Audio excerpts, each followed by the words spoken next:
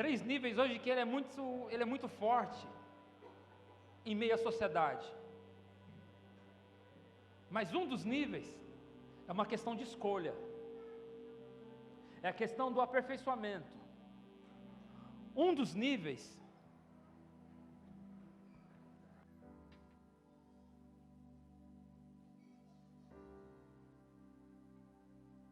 é a questão de fato que vai falar da onde está o desejo do nosso coração. Quando nós olhamos para as Escrituras e tentamos extrair aquilo que há de melhor da parte do Senhor para as nossas vidas, isso fala e conta da onde nós queremos chegar, do quanto nós temos vivência e experiências reais com as Escrituras, com a Bíblia, e nos aponta para um dia bom, ter uma vida extraordinária, ter uma vida abastada pelos céus em todas as áreas, em todos os níveis. Ou também pode dizer que nós estamos na nossa mente, no nosso racional, e dentro do nosso coração, onde fala da área dos nossos sentimentos, dizendo que nós estamos tranquilos, estamos conformados com o nível de vida que estamos vivendo, enquanto o apóstolo Paulo nos ensina que nós não podemos nos conformar com o mundo, mas sempre ter a mente renovada através da mudança do Espírito Santo. Agora, quando nós estamos caminhando ou tomamos decisões de caminhar e viver de acordo com decretos de um mundo sobre as nossas vidas, ou até mesmo como os decretos malignos sobre as nossas vidas, isso vai nos colocar e vai nos apontar e vai conduzir as nossas vidas para uma vida de fracasso, uma vida de destruição, uma vida sem propósito. E um homem e uma mulher, quando não tem propósito estabelecido na sua vida, esse homem e essa mulher, eles estão a um passo de perder tudo. Existem pessoas desses três níveis que nós vamos dizer aqui hoje, pessoas que decidiram simplesmente viver de acordo com o que o mundo estabelece, mas elas se esquecem que existe um padrão e um decreto e decretos espirituais sobre a sua vida. Hoje de manhã na escola de adoração nós falamos um pouco sobre isso, sobre pessoas que decidem viver, conheceram a Deus, tiveram experiências maravilhosas, grandiosas com Deus, mas por uma circunstância ou outra, por um argumento ou outro que foi conduzido à mente, o seu coração, se esqueceram da onde foi que elas vieram. Nós um dia, o Senhor, quando foi à cruz, Ele nos tirou diante da mais pobre e mais baixa miséria, do monturo, tirou sobre as nossas vidas o opróbrio e colocou a nós para vivermos um tempo novo e viver em novidade de vida dia após dia. Mas o homem e uma mulher que decidiram viver os argumentos do inferno serão homens e mulheres marcados para terem uma vida de fracasso, de ruína, de destruição, de perda, de prejuízos incomparáveis. Mas quando nós acordamos para aquilo que é real, para a palavra do Senhor, nós passamos agora a conduzir a nossa vida para aquilo que é certo. Estudos científicos nos apontam, diz assim, podemos identificar três tipos de homens, ou a qualidade, o homem comum, o medíocre e o sábio. Esses três tipos de pessoas, elas se apontam e conduzem a sua vida para onde elas acreditam. Quando você entrou nesse lugar, já existia aqui um grupo de pessoas, desde as 5:30 da tarde, orando, clamando e chamando a existência, a glória, a presença do Senhor, para aqueles que aqui chegassem após as 18:30, chegassem num ambiente totalmente preparado. A nossa mãe espiritual trouxe um momento de guerra espiritual, porque se preocupa com a nossa vida. Ela não está preocupada pelas guerras que está enfrentando, ela não está preocupada com os argumentos, mas ela está preocupada conosco, de nós termos o melhor de Deus. Às vezes nós não paramos para pensar qual o nível de guerra e dificuldade que eles enfrentam, mas queremos sempre tudo deles, não é assim? Para pensar um pouquinho. Às vezes nós precisamos orar por eles também. Vamos voltar aqui para o contexto. Desses três tipos de homem, o homem comum é aquele que ele não tem nenhuma virtude, ele é desprovido de virtude, ele aceita os decretos que as pessoas lançam sobre a sua vida, dizendo que ele não tem valor, que ele nunca vai ser nada, que ele nunca vai ter nada, que ele nunca vai conseguir nada. O homem comum, ele simplesmente decidiu viver a vida dele debaixo de opróbrio, debaixo de vergonha, e chamando a existência, abraçando-se com maldições e não abrindo mão para entrar o novo de Deus. Porque os argumentos da sua mente, do seu coração, que estão ligados à sua alma, não permitem que ele consiga agora ter uma visão ou ter uma projeção de futuro.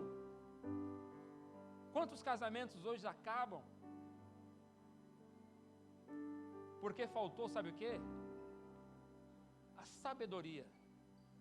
Aconteceu naquele momento uma desinteligência familiar, porque não houve inteligência, porque se houvesse inteligência tudo teria se resolvido, mas quando acontece a desinteligência dentro do ambiente familiar, tudo está perdido. Quando um homem e uma mulher, eles não sabem mais aonde querem chegar, eles aceitam viver debaixo de decretos de maldição, de morte, de fracasso e de ruína. Como você está vivendo? Será que você pode olhar para o espelho, olhar bem para dentro dos seus olhos e olhar para você dentro, gente, no espelho, não estabelecendo juízo sobre as pessoas, mas olhe para a sua vida. Será que você se enquadra nesse padrão? Será que você se enquadra? Homens que não têm convicção, que não se preocupam com a opinião das outras pessoas, pessoas que não se preocupam e não se importam com o que as pessoas pensam a seu respeito. Ou você é aquele famoso crente Zeca Pagodinho? Deixa a vida me levar, né? E vai empurrando com a barriga esse negócio aí, né? Porque meu Deus que eu sirvo, ele é limitado. O Deus que eu acredito, que eu depositei a minha fé, ele é um Deus falido, ele é um fracassado. É por isso que eu vou empurrando a minha vida com a barriga. Vou encostando nos argumentos, me aliancio com os argumentos, me aliancio com a minha alma. E estou vivendo aonde? Uma vida de fracasso, de maldição, de morte e de ruína. Aí existe um segundo nível de homem ou de ser humano, que é o medíocre. O medíocre, ele conhece, ele teve experiências com o Senhor, ele teve experiências, ele conhece a Bíblia, ele sabe do poder de Deus, ele já teve experiências pessoais de orar e Deus responder a oração dele no momento, na hora, já teve experiências de orar hoje à noite e amanhã, viver a resposta da oração, mas através de não ter uma mente renovada pela palavra e pelo Espírito, ele acabou fazendo o quê? Se acovardando e se colocando num ritmo de vida que não foi que Deus estabeleceu para ele, mas são os argumentos do seu coração, os argumentos da sua alma gritando. E quando nós abraçamos os argumentos, deixa eu abrir um parênteses aqui, quem vive debaixo de decretos de maldição, de morte e de ruína, são homens e mulheres que decidiram ter uma vida de escravidão até o final. Você nasceu para ser escravo? Quem nasceu para ser escravo aqui, levanta a mão. Então por que você aceita viver da condição que está vivendo? Por que às vezes nós nos colocamos de pé e vamos para cima com muita força? Sabe aquele seu temperamento quando você fica estressado com alguma situação? Quando você fica irritado com alguém que pisa no seu pé? Quando alguém olha torto para você? Sabe aquele negócio que mexe, aquelas coisas ruins que mexe aqui dentro assim que você fica bravo? Usa essa sua braveza quando você for orar e anular todo o decreto de maldição, de morte, de fracasso, de ruína da sua vida, da vida da sua família. Usa para isso. Mas existe homens e mulheres que ainda estão vivendo no nível da mediocridade em relação ao relacionamento deles com Deus. Ele é indiferente em relação às coisas que acontecem na sua vida. Se tiver, tá tudo bem, tá tudo tranquilo. Lembra que tem um desenho antigo, o Lip e o Hard? Os mais antigos aí vão lembrar, né? O Lip vivia só reclamando, não era? Ó vida, ó céu, será que vai dar certo? Irmãos, esse argumento não pode existir na nossa mente, no nosso coração, muito mesmo saindo da nossa boca. Nós somos um povo que nascemos para vencer. Nós somos um povo que existe sobre as nossas vidas um sacerdócio real. Nós somos um povo que fomos comprados e adquiridos com preço de sangue lá na cruz. Não aceite viver debaixo de decretos de maldição, de morte, de ruína. Sabe quem se conforma com isso? É quem não escuta a voz do Senhor, é quem não tem mais experiências com o Senhor. Você até teve, lá entrou um dia no Santo dos Santos, sentiu a presença do Senhor grandemente, mas aí você nunca mais foi naquele lugar. Aquele lugar eu só vou quando eu precisar discar o 90. Só um lugar no meu socorro, não é assim? Mas a Bíblia fala que o Senhor é nosso socorro bem presente na hora da nossa angústia. Salmo 91, versículo 1, na versão King James, a versão que eu mais adoro, diz assim, que aquele que habita no esconderijo do Altíssimo, a sombra do Onipotente estará seguro. Mas essa segurança não é uma segurança limitada, é uma segurança ilimitada, pois estará protegido para sempre. É sempre, sempre. Isaías 11:2 fala que o Senhor te ungiu, o Senhor te escolheu, tirou da sua vida toda a vergonha. Sabe o que Ele fez quando você estava lá vivendo naquele monte de pecado, arruinado, todo sujo, cheio de opróbrio, na mais baixa humilhação? O Senhor foi, tirou as vestes deles limpas, arrancou a nossa e deu a dele, e pegou a nossa e vestiu, cingiu os lombos dele e foi para a cruz. Sabe por quê? Porque Ele se fez maldito para que nós fôssemos feitos bendito nele. Só que nós esquecemos disso. Nós nos esquecemos de onde nós saímos, nós nos esquecemos de onde nós viemos, nós nos esquecemos que existe uma unção real sobre a nossa vida. Nós esquecemos que nascemos para vencer, independente da circunstância que nos rodeiam. Nós precisamos confiar no Senhor, confiar nele. E existe um terceiro nível de homem e de mulher, que é aquele que é sábio. Aquele que decidiu não mais viver os argumentos, não mais viver os seus desejos, não mais viver as suas vontades, mas ele decidiu abrir mão do seu eu para chamar agora a existência do Senhor no centro da vida dele e falar: Senhor, eu não vivo mais em mim, mas é o Cristo que vive em mim. Todos nós aqui já falamos isso um dia. E por que a nossa vida não muda? Um dia nós já falamos isso para o Senhor. Mas nós aceitamos viver, sabe de quê? Debaixo do engano. E o pior engano não é aquele engano que as pessoas trazem para nós, mas o pior engano é quando nós mesmos nos sabotamos. A autossabotagem é um dos grandes inimigos que nós temos. Para ter uma vida extraordinária, é preciso se colocar na presença do Senhor nu, sem reservas. É como se você abrisse o seu peito, arrancasse o seu coração e colocasse: Senhor, está aqui, agora é do Senhor, não é mais meu. Toma. A minha vida não é mais minha, é tua. Se nós olharmos, queridos, para as Escrituras, em 1 Tessalonicenses 5,17, orar sem cessar.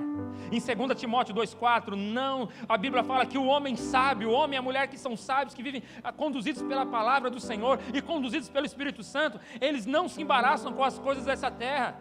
Salmo 112:7 diz que o homem e a mulher que são sábios, que vivem, são tementes ao Senhor, eles não temem a más notícias.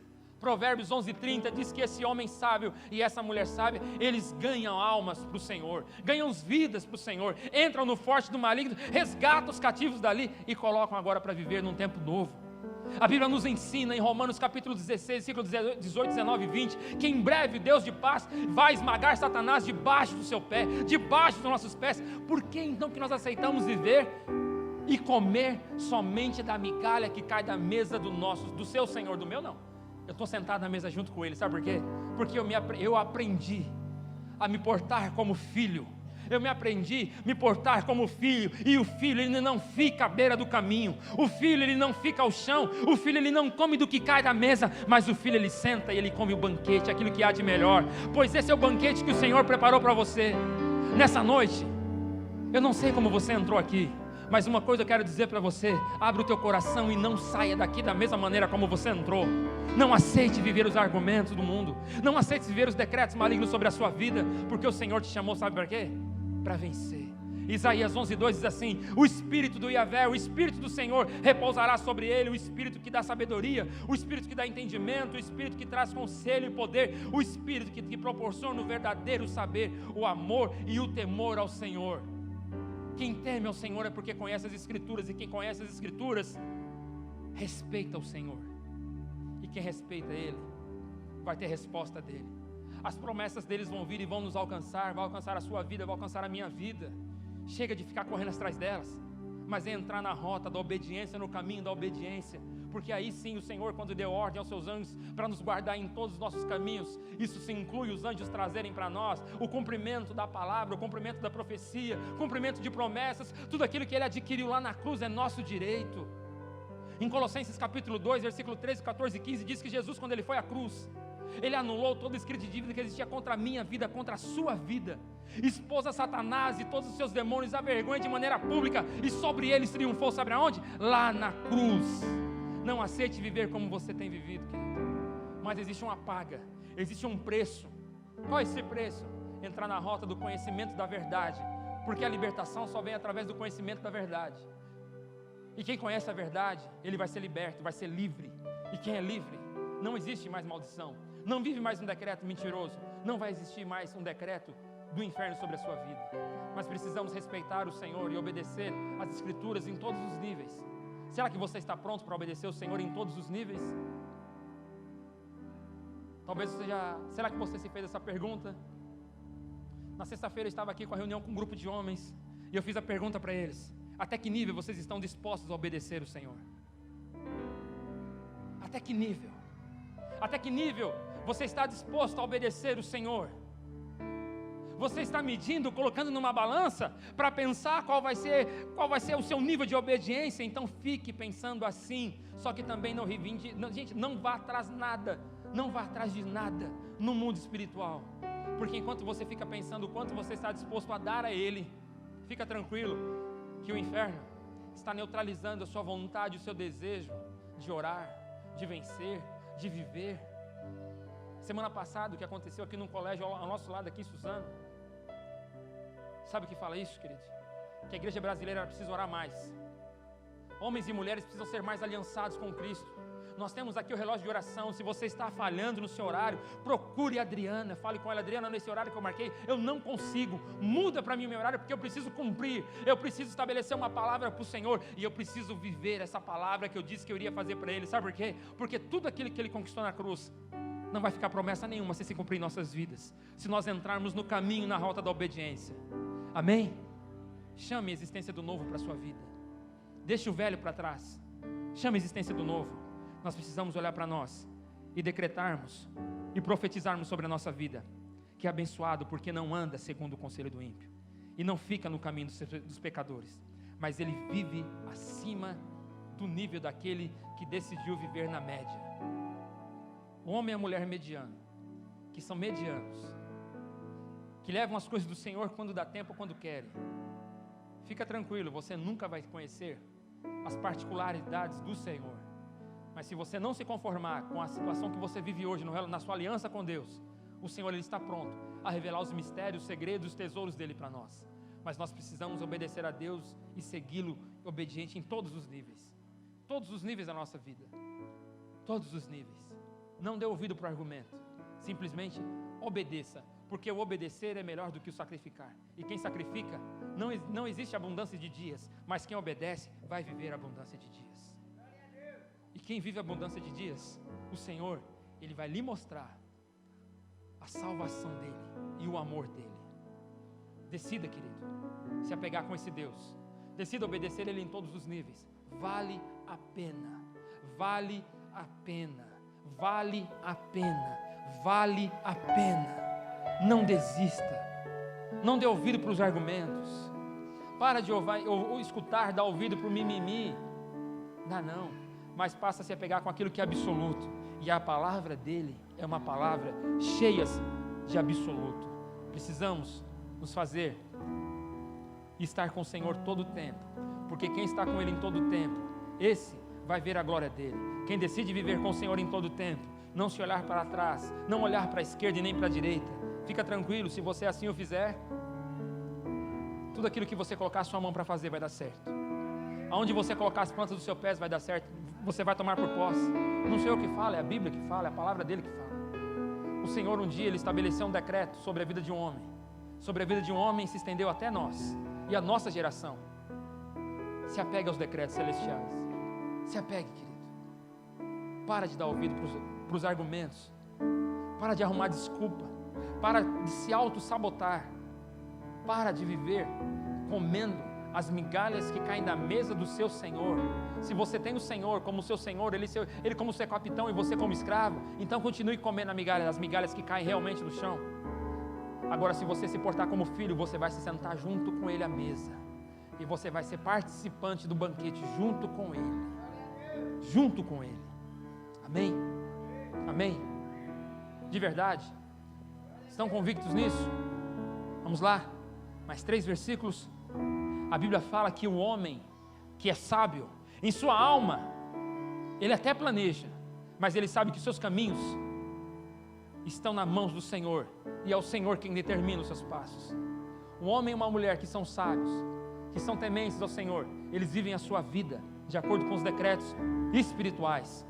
Um homem sábio e uma mulher sábia, eles consagram ao Senhor todos os seus dias, porque o Senhor, Ele vai estabelecer o sucesso sobre todos os seus planos.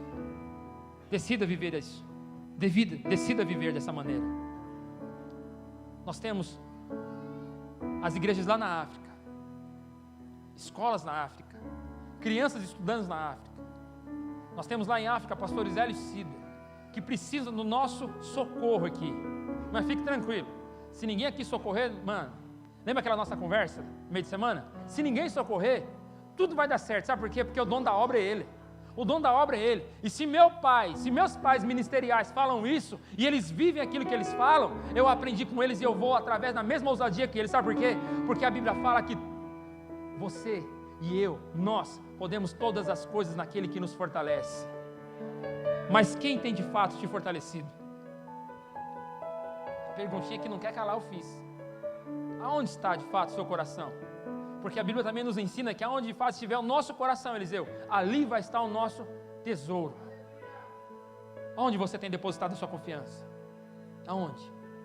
Onde você tem depositado a sua força, canalizado a sua força?